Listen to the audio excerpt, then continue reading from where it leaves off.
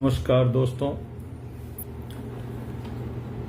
कुछ दिनों से हमारे देश में बहुत सारी बातों पे बहस छिड़ी हुई है। उसमें खासकर एक बहस जो ताजा तरीन उत्तर प्रदेश के माननीय मुख्यमंत्री योगी आदित्यनाथ जी का जब से उन्होंने जनसंख्या नियंत्रण कानून के ऊपर अपना वक्तव्य रखा है, सारे लोग पुनः एक बार अपनी विपक्षी एकता का परिचय देते हुए साथ उनके खिलाफ खड़े हो गए हैं। इसमें विशेषतर मैं उन दो लोगों की चर्चा करना चाहूंगा जिन्होंने खासकर मुखर होकर के इसका विरोध जताया है और नसीहत दी है। उसमें समाजवादी पार्टी के प्रवक्ता अनुराग भदौरिया को मैं कल सुन रहा था और दूसरा लालू प्रसाद जी के सुपुत्र श्रीमान तेजस्वी यादव जी को सुन रहा था। इन लोगों का कहना था कि सरकार बार बार जो जनसंख्या नियंत्रण कानून लाने की बात कर रही है वो कहीं से भी उचित नहीं है, क्योंकि चीन की जनसंख्या तो बहुत ज्यादा है, फिर भी वहां इतनी गरीबी नहीं है, रोजगार है वहां पे, चीन की सरकार ने सब कुछ किया है, भारत से जनसंख्या उनकी ज्यादा है। मैं इसमें एक छोटा सा बात कहना चाहूंगा। आप बताएं, क्या चीन की परिस्थिति भारत की राजनीतिक परिस्थिति से मिलती है? क्या भारत की जो सत्ता है, सरकार है, उस हिसाब से चाइना की भी सरकारें चलती है? क्या विपक्ष जिस तरीके से विपक्ष सरकार को हर हमेशा घेरता रहता है, उस तरह से क्या चाइना में भी इस तरह की बातें चलती है? अब आप मुझे एक बात बताएं, जब हमारा देश आजाद हुआ 1947 में, उस समय में देश में कितनी आबादी थी? और आज जब 75 साल आजादी के जो 75 साल हम मना रहे हैं, अमृत महोत्सव मना रहे हैं, उस समय देश की स्थिति क्या है?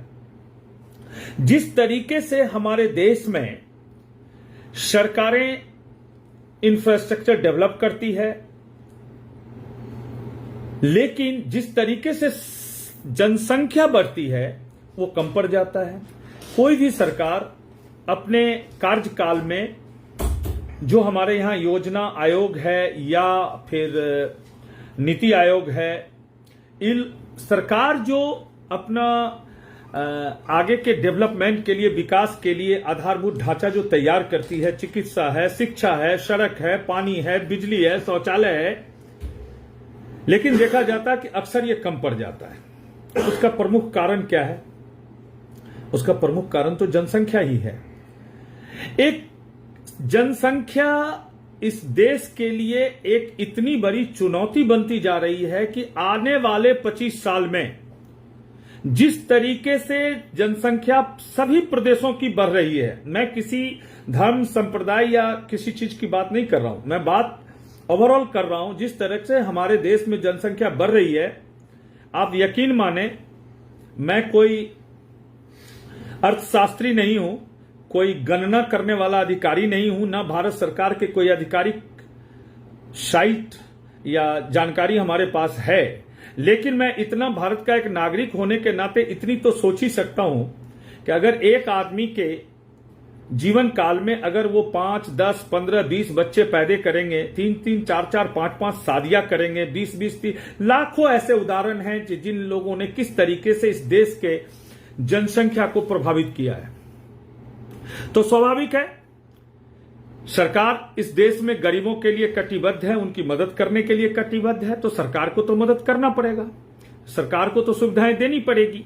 और अगर हम वर्ल्ड क्लास सुविधाओं की बात करते हैं, विदेशों से जब हम तुलना करते हैं, तो विदेशों के कानून और विदेशों में चल रहे सुधार को भी मानना पड़ेगा। क्या यहां का विपक्ष हमारी सरकार को इस सुधार की अनुमति देता है?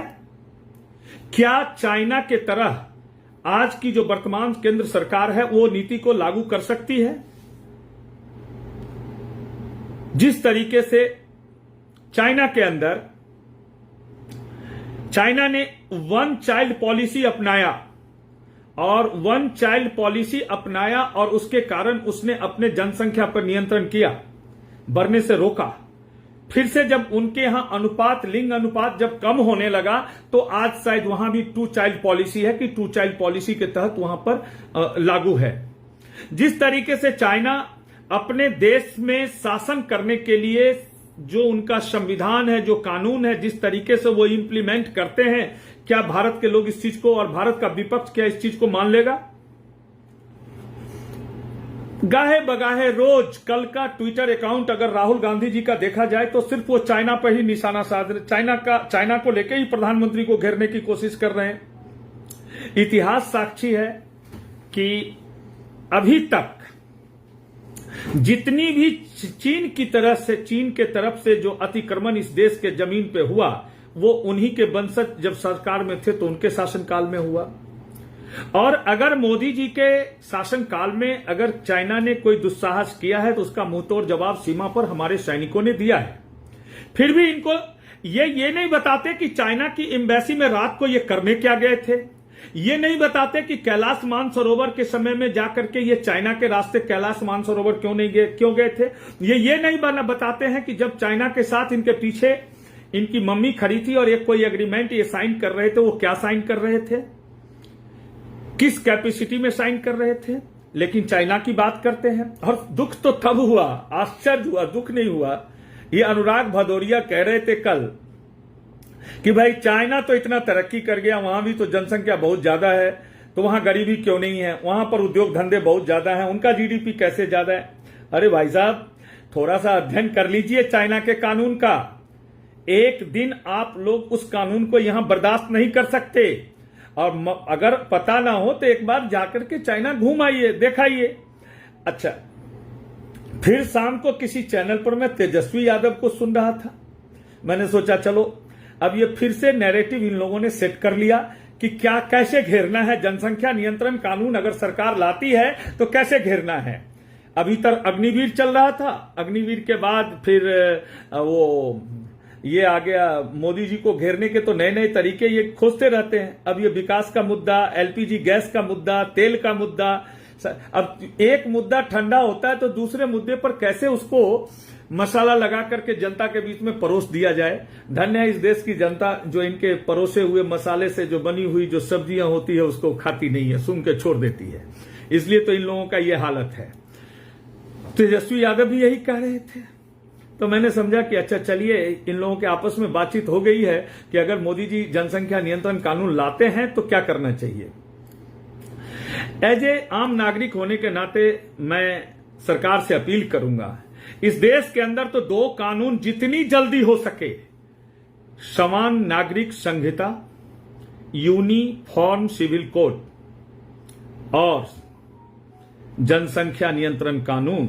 अगर इस देश को बचाना है, इस देश को तरक्की के रास्ते पे ले जाना है, अगर देश को सच में विश्व गुरु बनाना है तो ये 2 चीजें तो जल्द से जल्द लागू होनी चाहिए। सरकार को ये नहीं सोचनी चाहिए कि कितना विरोध हो रहा है, कौन विपक्ष क्या बोलेगा। और मैं जानता हूं कि सरकार इस पर काम कर रही है।